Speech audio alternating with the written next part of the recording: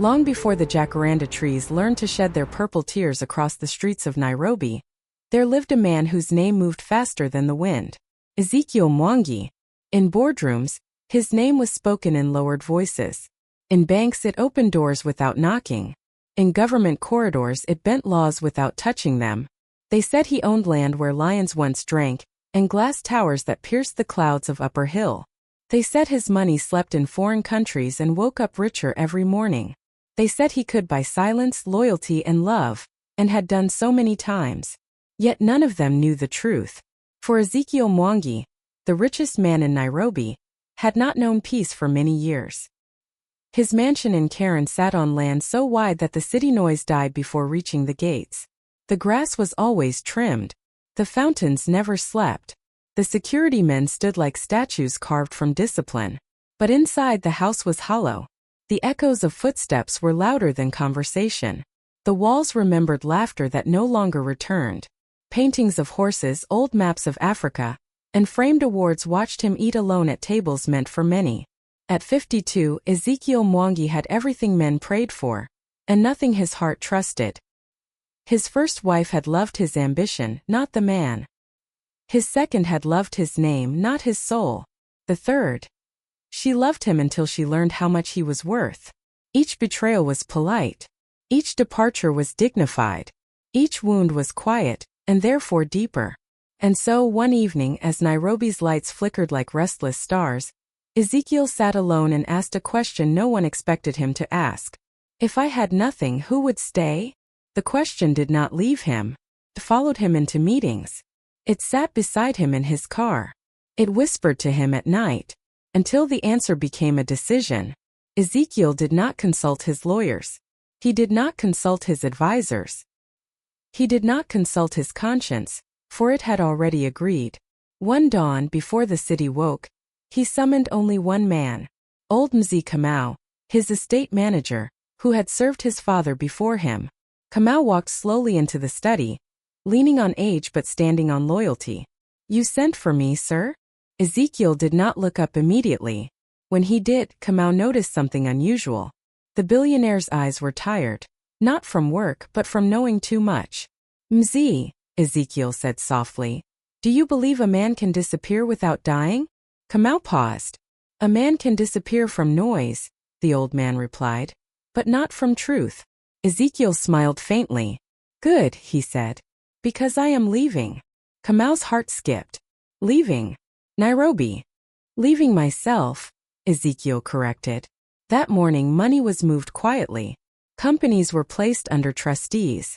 Properties were sealed under temporary management. And Ezekiel Mwangi, billionaire, tycoon, lion of Nairobi, vanished. No farewell dinner. No press release. No explanation. The city woke up to rumors. 3 weeks later, a thin man arrived at the edge of Eastlands, carrying a small bag and a silence that did not beg for attention. He called himself Kito. His clothes were plain. His shoes were worn but clean. His posture was respectful, his voice measured, his eyes observant. Kito sought work, not in offices, not in homes of glass, but in places where people forgot to perform goodness. He found employment easily. Nairobi is a city that never runs out of people willing to look down on others. In a modest compound near Ngara, owned by a mid-level government contractor named Mr. Aching, Kito was hired as a general servant. Sweep the compound, wash the cars, fetch water, stay invisible. Kito agreed to all. What no one knew was that the man who scrubbed tires at dawn had once owned fleets of them. Kito learned quickly. He learned that people were kind when they believed they were being watched, and honest only when they believed they were not.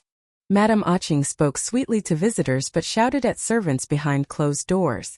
Their daughters laughed loudly but measured every human interaction in benefits. Neighbors smiled but counted each other's losses like trophies. And the women? The women. Some noticed Kito's calm confidence.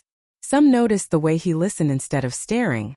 A few noticed the unusual grace with which he carried himself. They flirted playfully. They tested him. They mocked his position gently, like people teasing a dog they believed could not bite. Such intelligence wasted, one said. If only you had ambition, another laughed. "You'd make a good husband if you were richer," said a third, smiling.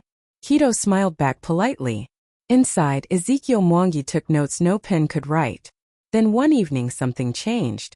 It was at the communal water tap. Kito had gone to fetch water when he saw her, Amani. She wore no makeup, no jewelry that announced itself. Her dress was faded but clean. Her movements were slow, unhurried, as though time did not chase her. She greeted the old woman ahead of her before greeting herself. She filled her container, then helped another woman lift hers without being asked. When Kito greeted her, she nodded once, neither impressed nor dismissive. She did not ask his name. She did not ask his work. She did not look at him twice. And somehow that unsettled him. Over the following weeks, Kito noticed Amani everywhere. At the small food stall, where she paid honestly even when the seller miscounted. At the compound, where she cared for a sick neighbor without telling anyone. At church, where she sat at the back and left early. She treated everyone the same, the drunk, the poor, the proud. And when she spoke to Kito, she spoke plainly. No flirting, no pity, no curiosity about his future. One evening, as rain softened the streets of Nairobi, Kito asked her a question he had not planned to ask. "Why do you help people so quietly?" Amani looked at him surprised, not by the question, but by the seriousness with which it was asked. "Because," she said simply, "kindness that announces itself is no longer kindness." That night, Ezekiel Mwangi did not sleep. Unbeknownst to Kito, Nairobi had not forgotten Ezekiel Mwangi. Rumors swelled. Business deals stalled. Powerful people grew nervous. A billionaire does not disappear without disturbing the soil. And somewhere, far from Eastlands, a woman who once shared Ezekiel's bed watched the news carefully and smiled. Because secrets do not stay buried forever. And tests once begun demand a price. In Nairobi, people say the city has two faces. One is loud, made of traffic horns, hurried footsteps, sharp bargains, and louder ambitions. The other is quiet, hidden in corners where people live without witnesses. It was in this second Nairobi that Kito began to feel the true weight of his experiment. Kito woke before the sun, as servants do. Not because they are ordered to, but because the world expects their labor to be ready before gratitude wakes up. He swept the compound carefully, not missing the corners. He washed the cars with the patience of a man who once owned them. He greeted the security guard with the same respect he gave the landlord. No one noticed. And that was exactly the point. But as the days passed, something unexpected happened. The work began to work on him. There is a humility that comes not from pretending to be small, but from being treated as small. When Madame Aching scolded him for dust she herself had carried in. When visitors spoke over him as if he were furniture. When children learned his name only to forget it deliberately. Each moment pressed against Ezekiel Mwangi's heart like a finger testing a bruise. And yet, he did not regret it. Because somewhere beyond the gates Amani existed, unchanged by praise or poverty. Kito decided to test her. Not with money, that test was too easy. Not with appearance, that test was dishonest. But with opportunity. One afternoon, he approached Amani at the food stall where she helped occasionally. "I may be leaving this place soon," he said casually. Amani stirred the pot without looking at him. "Then you will go," she replied. "No sadness?" Kito asked. She shrugged. "People come and go. Only character stays." That answer unsettled him. So he continued carefully. "I was told there is a job in Westlands," he said. "Good pay. But they asked for a bribe. I do not have it." This time Amani looked at him. Not with interest but with concern. "If the job requires you to break yourself before it feeds you," she said, "then it is already stealing from you." Kito pressed further. "But what if hunger is louder than integrity?" Amani paused, then said softly, "Hunger ends. Shame stays." That night, Kito walked the streets longer than usual. Somewhere inside him the billionaire's armor cracked. Across the city, in a glass office overlooking Upper Hill, nervous men met quietly. Bank executives, real estate managers, political fixers. All shared one problem. Ezekiel Mwangi had not returned. Accounts were frozen.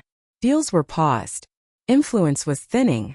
A man who controls much wealth controls many lives. and his absence was becoming dangerous. "Find him," one said. "Or find proof he's dead," said another. And so the hunt began. Private investigators traced shadows.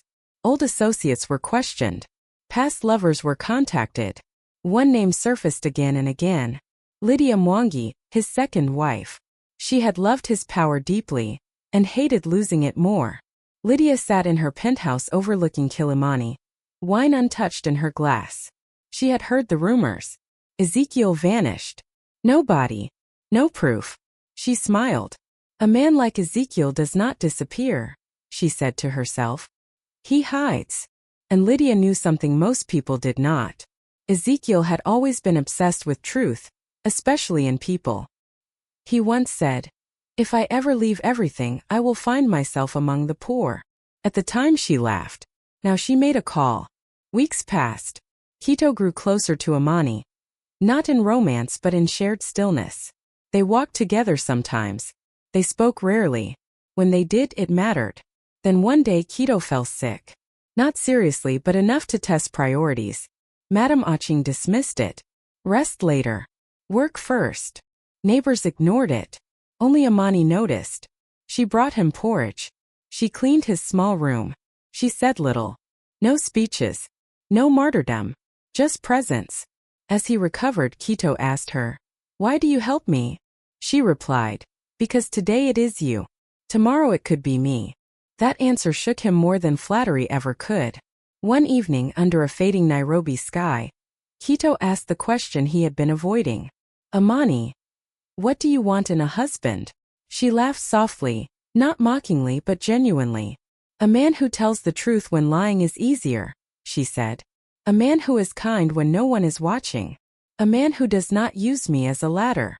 Kito swallowed. "And money?" he asked carefully. Amani smiled, not bitterly, not romantically. "Money is a tool," she said. "If it comes, it comes. If it goes, it goes. But character walks with you even into hunger." That night Ezekiel Mwangi wept, quietly alone. Unbeknownst to them both, a man had arrived in the neighborhood. Well-dressed. Observant. Asking gentle questions. He watched Kito closely. Because ghosts once remembered are easier to find.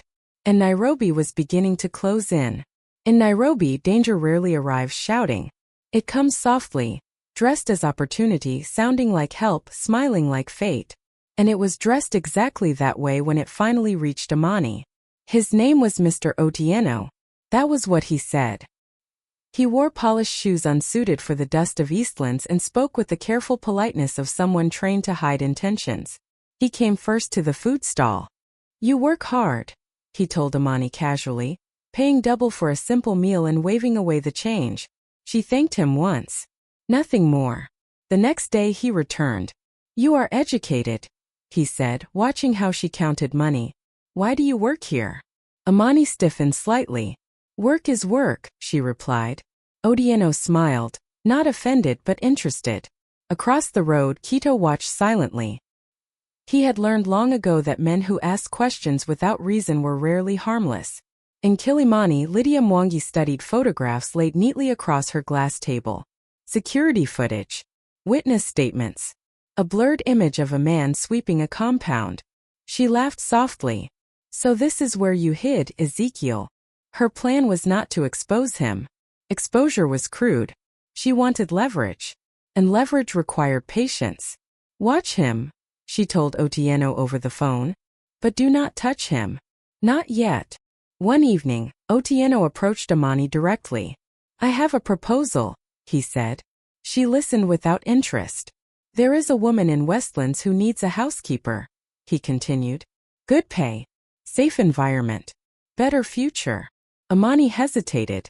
Not because of greed but because hope is a heavy thing to carry responsibly. "Why me?" she asked. Otieno smiled. "Some people still recognize value." That night Amani did not sleep. She thought of her small room. Her aging aunt. The quiet sacrifices that never got noticed. She also thought of Kito. The man who asked questions but never demanded answers. When Amani told Kito about the offer, she expected encouragement. Instead he asked quietly, "Do you trust him?" "I don't know," she admitted. Then wait, Quito said. She looked at him surprised. Opportunities do not expire overnight, he added. But regret can last forever. It was advice spoken gently, but it revealed something deeper. Quito was afraid. Not of losing her affection but of losing the truth. The next day Amani declined the offer. Otieno looked genuinely surprised. You're refusing progress, he said. No, she replied calmly. I'm refusing confusion. That answer traveled quickly. Back to Lydia. And Lydia's smile widened. She passed the first gate, Lydia murmured. Let us open the second. Days later Amani's aunt fell ill. Hospital bills piled quickly. Urgently. That same evening, Otieno returned. I heard about your aunt, he said softly. I can help. Amani froze. This was not opportunity. This was invasion. How? She asked cautiously. Alone, Otieno said. No interest. No rush. Just trust. Amani felt the weight of desperation press against her ribs. She thought of prayer. She thought of patience. She thought of Quito and how he had said wait. She shook her head. I will manage, she said. Otieno's smile thinned. That night, Otieno confronted Quito. You are holding her back, he said bluntly. Why? Quito met his gaze calmly. Why do you care? He asked. Otieno's eyes sharpened. Because, he said slowly, some people are not meant to remain small. Quito stepped closer. And some people, he replied, mistake smallness for weakness. They stared at each other. Two men hiding behind different disguises.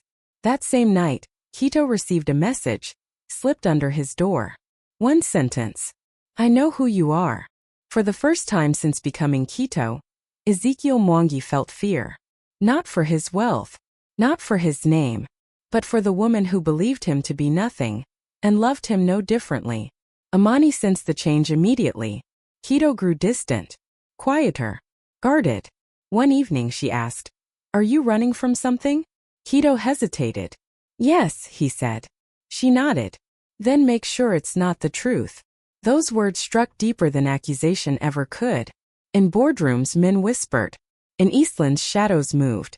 In Kilimani Lydia prepared her final move.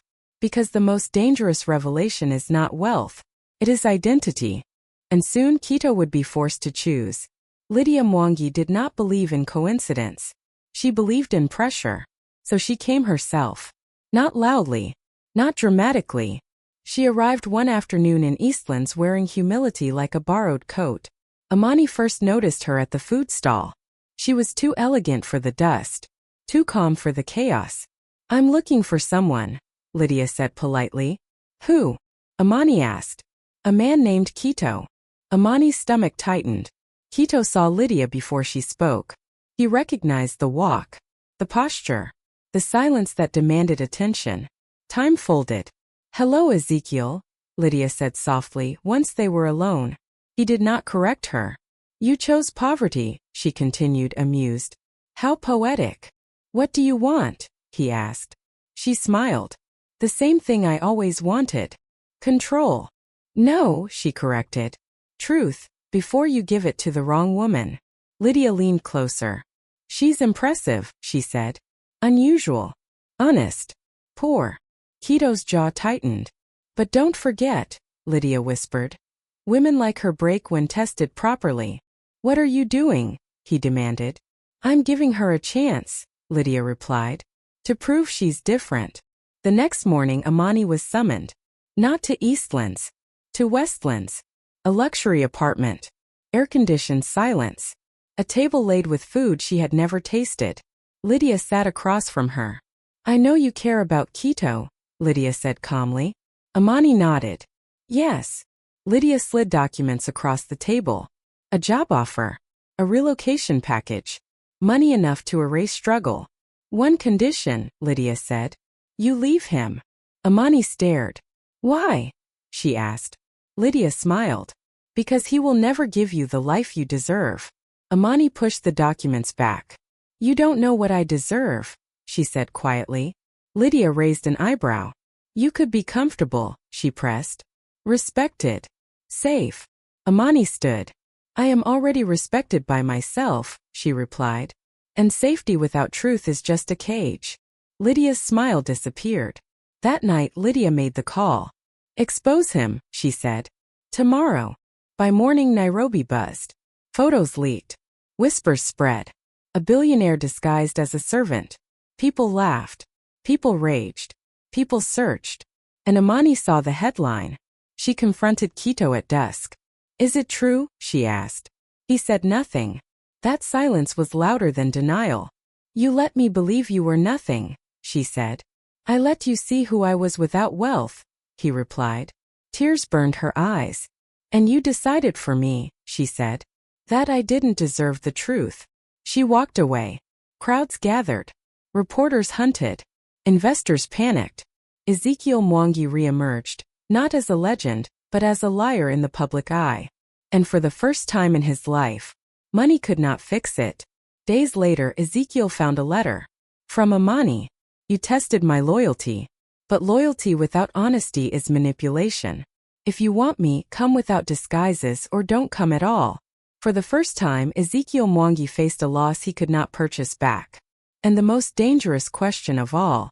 Had he failed the very test he designed? By sunrise Ezekiel Mwangi's name was everywhere. Radio hosts argued. Social media tore him apart. Past allies released carefully worded statements of disappointment. They did not care why he hid. They only cared that he dared to step down. A billionaire who chooses humility frightens a city built on aspiration. His companies suffered. Boards demanded explanations. Politicians distanced themselves. And Lydia watched it all unravel with satisfaction. Now, she said softly, you are human again. What Lydia failed to understand was this. Ezekiel Mwangi had never feared losing money. He feared losing truth. So when she summoned him, expecting a broken man, she found someone else entirely. I want you to fix this, Lydia said, pouring wine. Marry me again. Publicly. Restore order. Ezekiel laughed. Not loudly. Not bitterly. Just once. You still don't understand, he said. I didn't hide to escape power. I hid to escape people like you. Lydia's face hardened. Then I will destroy what you love, she said coldly. He looked at her steadily. You already tried. Amani's life changed overnight. Journalists came. Strangers offered help. Church members whispered. She refused interviews. Refused money. Refused explanations. She returned to the food stall. That decision alone confused Nairobi more than Ezekiel's disguise ever had. When a reporter asked her why she rejected a billionaire, she replied simply, I did not reject a billionaire. I rejected a man who did not trust me with the truth. That sentence spread faster than scandal. Ezekiel lost access to his penthouse. Lost friends. Lost influence. For the first time he slept in a small rented room, not as a disguise but as reality. And there alone he realized something brutal. He had tested loyalty. He had tested patience. He had tested humility. But he had never tested himself. Amani said nothing. She stepped away. For 3 days Nairobi debated. Is it pride? Is it cruelty? Is it wisdom? Lydia panicked. Because something dangerous was happening. Public sympathy was shifting. Not toward wealth, but toward accountability. On the 4th day Amani came to him. Not with forgiveness. With a condition. If we walk together, she said, there will be no masks. No tests. No power imbalance. Ezekiel nodded. Then we walk slowly, he said. As equals. They did not marry immediately. They rebuilt. Quietly. Publicly. Honestly. Ezekiel returned to business differently. Transparent. Accountable. And Nairobi learned a lesson it did not like, but needed. True wealth kneels before truth. When Ezekiel Mwangi finally married Amani, Nairobi expected drama. They expected helicopters. Celebrities. Gold that blinded the sun. Instead they were confused. The wedding took place on a quiet morning, on the outskirts of Nairobi, where the city thins into open land and birds remember their own names. No press. No live broadcast. No political guests. Just elders. Just prayers. Just truth. Amani wore a simple dress. Ezekiel wore no title. When asked why, he said only this: "The loudest celebrations are usually hiding something." Amani did not become soft because of wealth. She became dangerous to corruption. She refused bribes in Ezekiel's companies. She rejected favors disguised as respect. She insisted on fair wages, transparent systems, and quiet accountability. Executives feared her more than they had ever feared Ezekiel. Because Ezekiel could be negotiated with, Amani could not. People whispered, "The servant found a queen." Others corrected them, "No, the king found his conscience." Ezekiel resumed control of his empire, but something had been left behind in Eastlands. He still walked sometimes, still greeted guards by name, still listened longer than he spoke. When asked why he no longer flaunted his wealth, he answered, "Because I have seen how people treat you when they think you are nothing. That knowledge never leaves a man." Lydia disappeared from Nairobi. Some said she relocated. Others said she rebuilt quietly elsewhere. But those who knew power understood the truth. She had lost the only thing wealth cannot buy back once exposed: control over her story. And in a city where stories are currency, that loss was final. Years passed. Children grew. Businesses changed hands. Nairobi expanded and forgot many things. But not this. In Matatus. In evening conversations. In quiet lessons whispered to daughters and sons. The story was told differently each time, but the core never changed. There was once a billionaire who became a servant to find a loyal wife, and discovered that loyalty cannot survive deception. Some versions say he was foolish. Some say he was wise. Elders usually smile and say nothing, because wisdom is not always clean. And this is the lesson the fire leaves behind when the storyteller stands up and the night grows quiet. Love is not proven by endurance alone. It is proven by honesty. Power does not test character, it reveals it. And the greatest disguise a person can wear is not poverty or wealth, but the lie they tell themselves.